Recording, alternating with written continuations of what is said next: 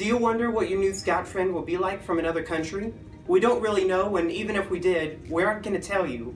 The fun, as well as the value of a World Scout Jamboree, is the personal discovery Scouts make about each other. For the relationship between Scouts to be successful, it's important that each avoid preconceived notions of the other. An ability to remain open-minded and a willingness to learn from one another are essential attributes. Preparation for the opportunity of meeting Scouts from other countries should include study of specifics of life in other countries. Of course, you cannot study the whole world, but you can select a country or two and acquaint yourself with the habits and customs. Conversions, especially between Fahrenheit, Celsius, miles, and kilometers, will be very helpful. Also, be prepared to talk about your own community and life. Think about what you'd show or tell an international friend if you were to show them around your hometown. They may ask questions about things you take for granted, like what is your school like? And it's helpful to have thought about those things in advance. A basic and genuine display of warmth and friendship will usually transcend all barriers of language or customs. Your attitude is of the utmost importance in building friendship. Obviously, you shouldn't insist on doing things the way that you do them at home. Be open to new ideas, but also be proud and willing to share how you do things here in the States. Also remember that it's a good idea to ask questions and try and learn about other Scouts and their lives. Good conversation is very valuable.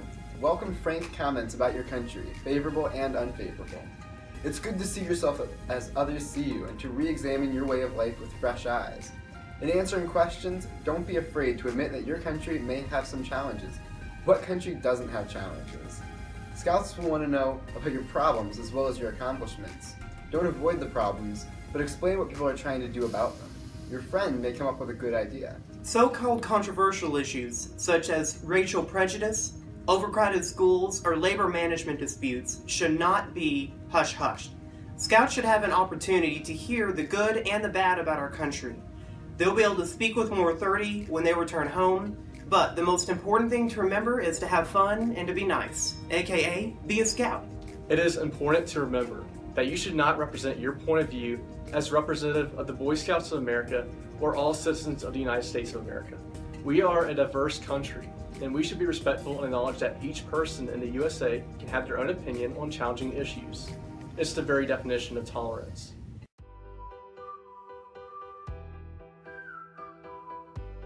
When it comes to cultural sensitivity, keep two things in mind. First, other cultures may be very, very different, and Scouts will feel most welcome in our country if you try to understand and appreciate their cultural norms. That said, second, it's impossible to learn everything about everyone's culture. These people are Scouts and peers. They'll almost always forgive cultural misunderstandings and transgressions, especially if you show an interest in learning about that cultural expectation you've just brushed against. Don't worry, be comfortable with yourself, and try to learn as much as possible about the people around you. They're friendly, and like you, they want to learn about others.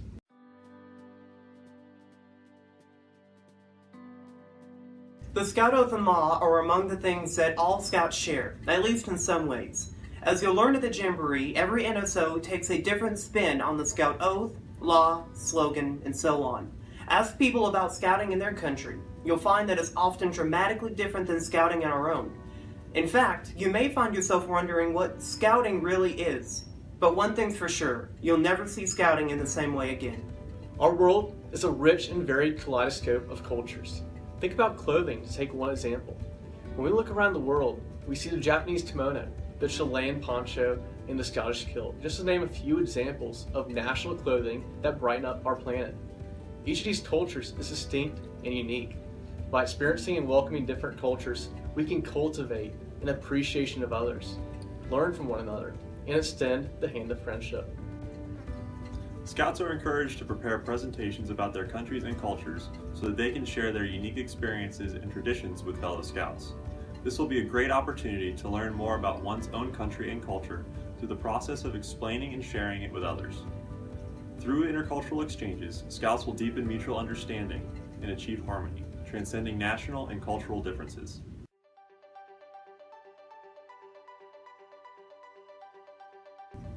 There could be up to 26 different languages spoken at the Jamboree. Fortunately, many Scouts will understand English, French, or Spanish. If you can, bring pocket-sized dictionaries or download a smartphone app for these languages and take them with you. Before the Jamboree, you can study one of these languages by listening to TV shows or movies, reading language books, or doing online programs.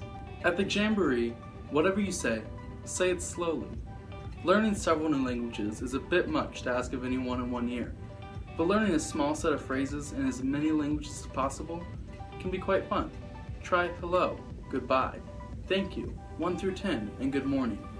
You won't be able to have a fluent conversation with that much, but you will be able to show off your skills, which can be both comforting and entertaining to your new friends. New friends are also a great way to learn more in a new language. Think ahead of some phrases that maybe you'd like to learn.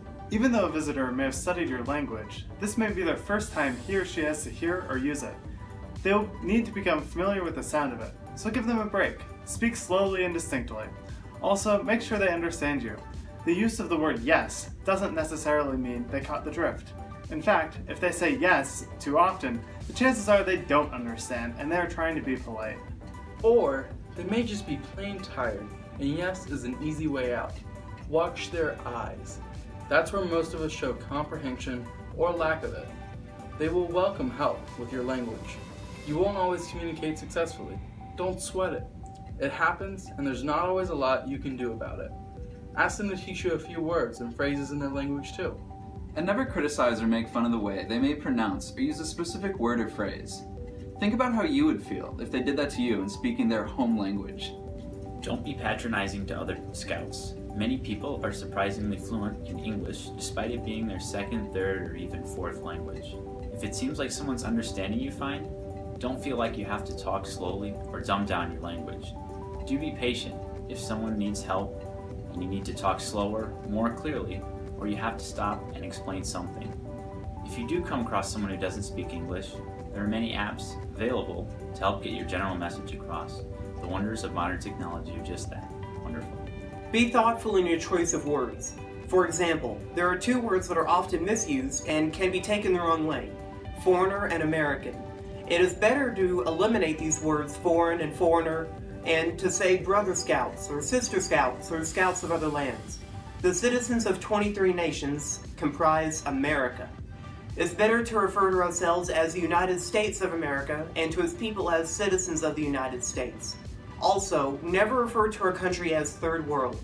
A better way to approach this type of reference is to say a developing country.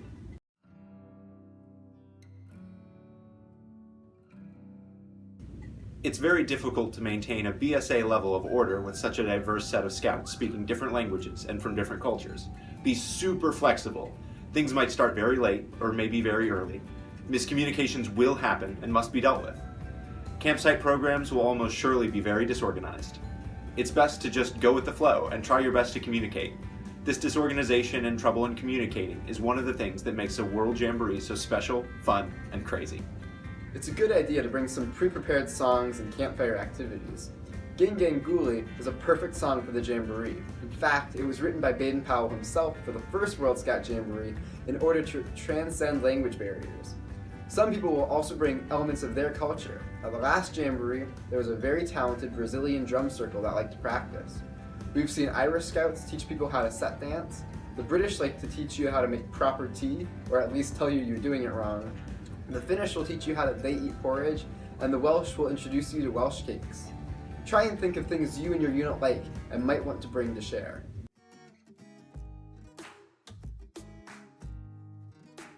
It can be a lot of fun to get a new neckerchief, patch, or other item when trading with someone else, but often it's a lot more fun making a friend in the process. So sometimes you may want to give away items instead of trading for them to cement the new friendships. If you give someone an item, they may respond with, "But I haven't traded anything with you." You could say in response that the item is in return for the friendship. Giving patches or neckies is a great way to remember your friends and leave something to remind your friends of you. Your favorite items may not necessarily be the coolest or the most popular or the hardest to trade for, but the ones from your new friends that you've made there.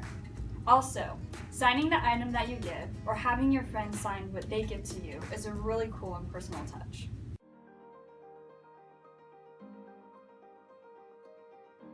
Many collect patches and other scouting souvenirs at jamborees. They enlarge their collections by swapping dupes or duplicates, or patches they no longer want. Swapping is great fun if it's done right. It gives you a chance to meet new friends as well as to improve your collection. But swapping can be bad if the only goal is to beat the other person in a trade. If you're an avid patch collector, follow these guidelines at the Jamboree. It is not in the spirit of scouting to buy or sell patches. Swapping is trading. Do not buy or sell. Don't spend so much time swapping that you miss out on all the other fun of the World Jamboree. Remember, once in a lifetime.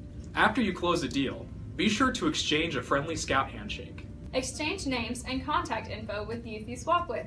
Make new friends. The friendships you gain while swapping are often much more valuable than the items you gain. At past World Scout Jamborees, trading neckerchiefs and even uniform shirts has been very popular. Just about any scout item is game. Remember that a youth must travel with the uniform, so be sure to keep the one that fits. As some Belgian scouts can teach you, some scouts swap instead of swapping. No, it's not a typo, as an O instead of an A. I don't know why, you'll have to ask them yourself. Gift giving and swapping are more than just fun activities in some countries. In Japan, for instance, it's polite to exchange business cards and small gifts with acquaintances. If someone, say another patrol leader, walks up to you and presents you with a gift, do your best to respond. It might be a cultural expectation. To go over the main points of this checkpoint, remember to be kind, patient, and scout-like. Understand mistakes we made. It's okay. Just try and learn from them. You're among forgiving friends so long as you're doing your best to learn about their culture. And most importantly, have fun.